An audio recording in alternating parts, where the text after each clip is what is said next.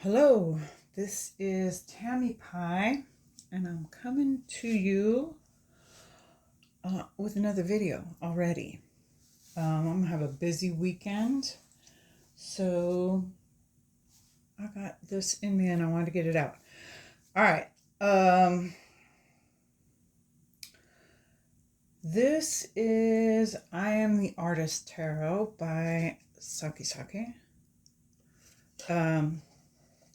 And right now I am kind of doing a deep dive on this. I'm doing a month-long challenge on Instagram. So that's kind of what I wanted to talk to you about.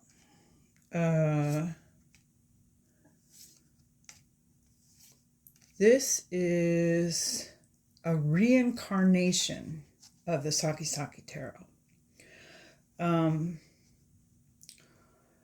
Monica Sakki-Sakki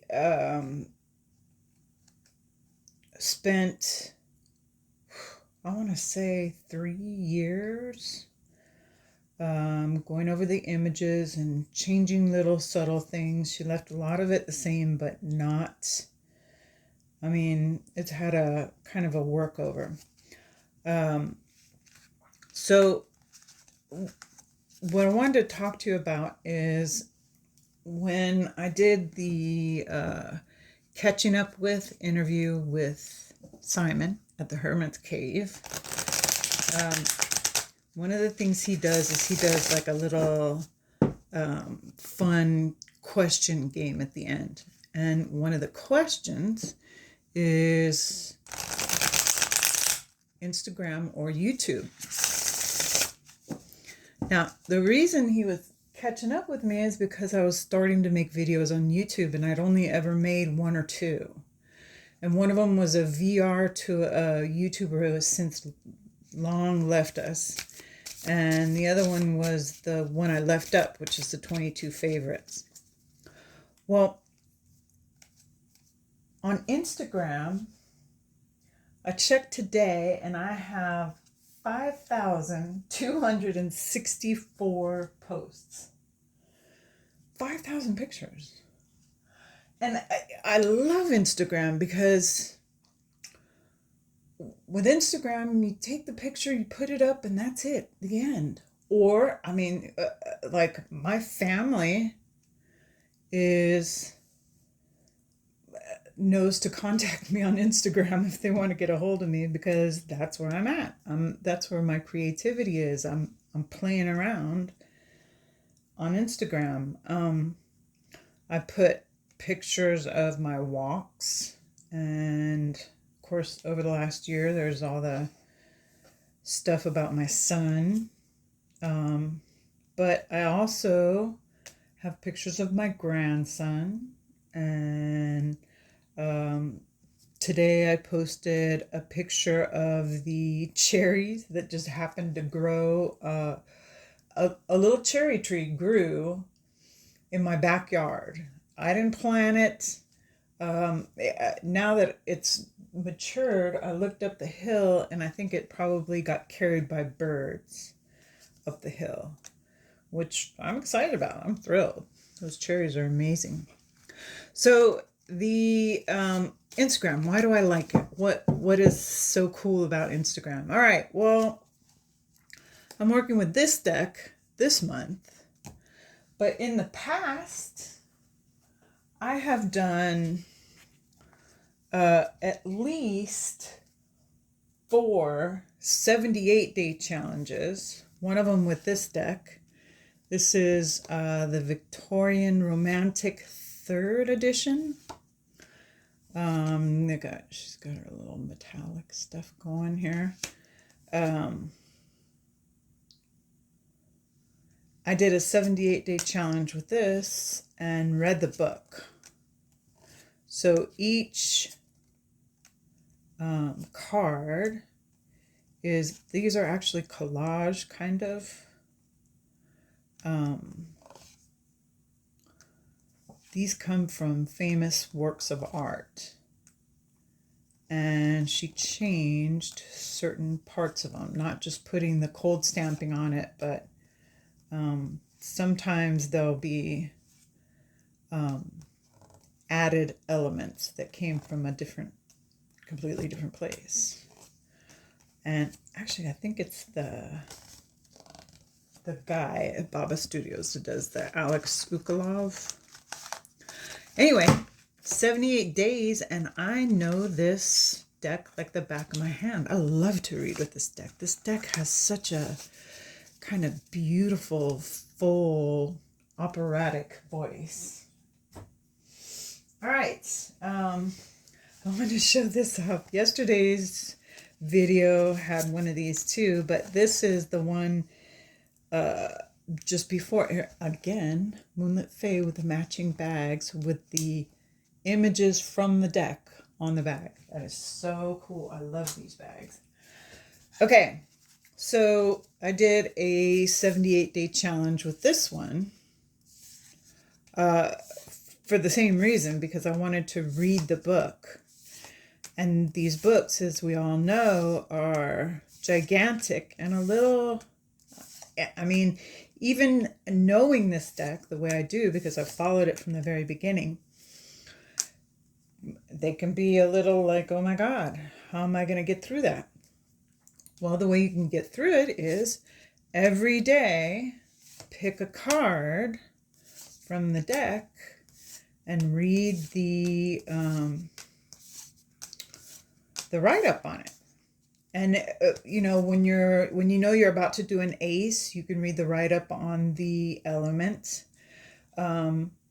Some of what's in the Book of Maps is about the architecture. This is a really good story. That is a place. Not only that, but if I can get this as close enough, these colors are not just plain colors. The colors are actual patterns that she's copied over and over and over again to make different shades of colors. It's a wild deck. But it was really fun, and this was actually my favorite in the earlier iterations before she put the background in. But look at that background. Are you kidding me? You see the ceiling? It's wild. But I actually really like the one in the first edition and the Vitruvian where he's just kind of in space. I kind of dig that one too. Anyway, did a 78-day challenge, read the book, and really, really, really enjoyed it. So she has more decks this time, y'all. She printed a bunch of extra so that people wouldn't yell at her about not being able to get her deck. So, and also because, you know, it's doing well. And apparently the coloration is a little deeper in this newest version of Revelation. This was the first deep dive I did, and this was really cool because I don't know, when I first got this deck, it had those big honking borders on it. And although the artwork is beautiful, you know, it's very Celtic, very Irish and English and stuff, right? There's my girl. So nice, so pretty, so interesting, right? And also so right in your face. But that's a great card, right? Okay, so I did a 78-day challenge with this and read the write-up, which wasn't huge, but the book is nice. And so now I know these decks or these cards really well, and they read beautifully. And although I don't use it a huge amount, there are times when you just need you some Druidcraft, baby. Yeah. And it's nice and soft. Edged with a little brown and reddish brown. Yeah, this is one of my first trim jobs. This is a terrible one. But, you know, it's small enough now I can side shuffle it. Okay.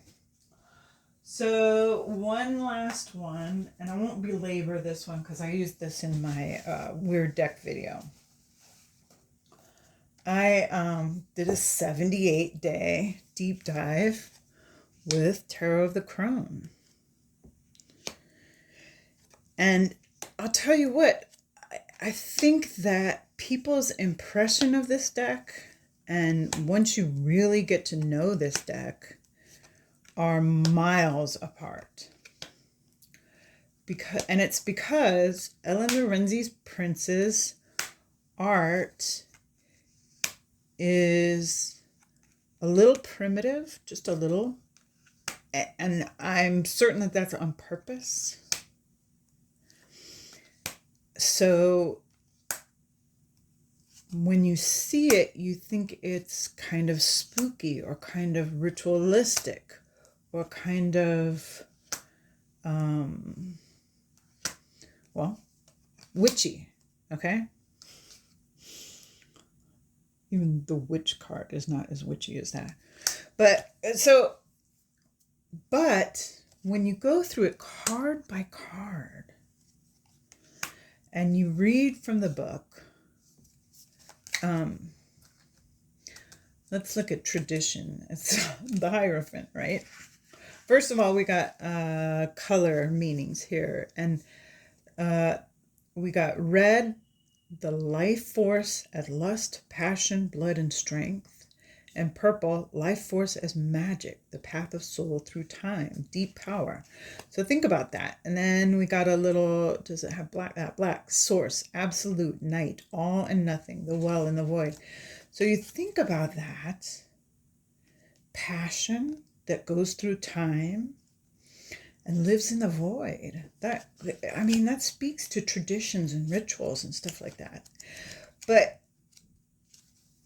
once you've been through it for 78 days, you realize that all this is really loving support. Here are 2 shadow cards. And these are what would be in the place of the king, right? So you have the shadow of discs. This is when land has gone all the way to the other side. And boy, I can relate to this because I've lived in the desert. When there's so little left that you can barely see life. But there is life. It's there. You just got to keep looking. It takes effort and strength and experience, right? What's a better 14 card?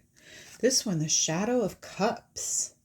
This is a woman floating in amethyst. She has gone so far with her emotions over to the other side that she's floating in it. She can't see anything outside of it. She's not even looking up, right? Very cool. Very cool.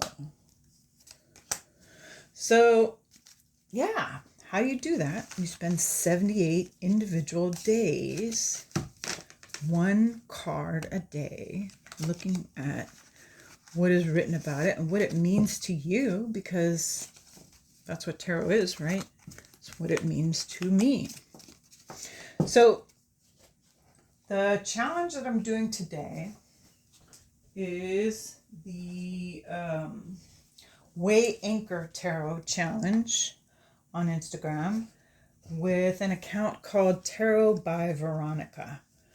And she's done this for years. In fact, she has even a book called the Way Anchor Tarot, I think.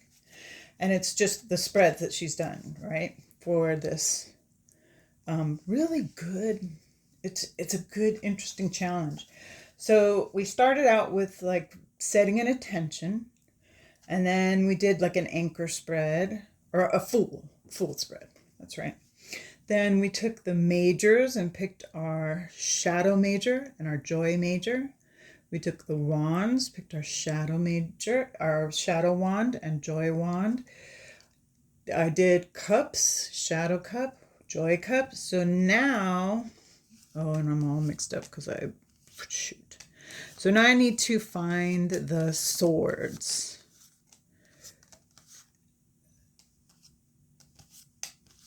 And it would be great if they were actually all kind of in one place.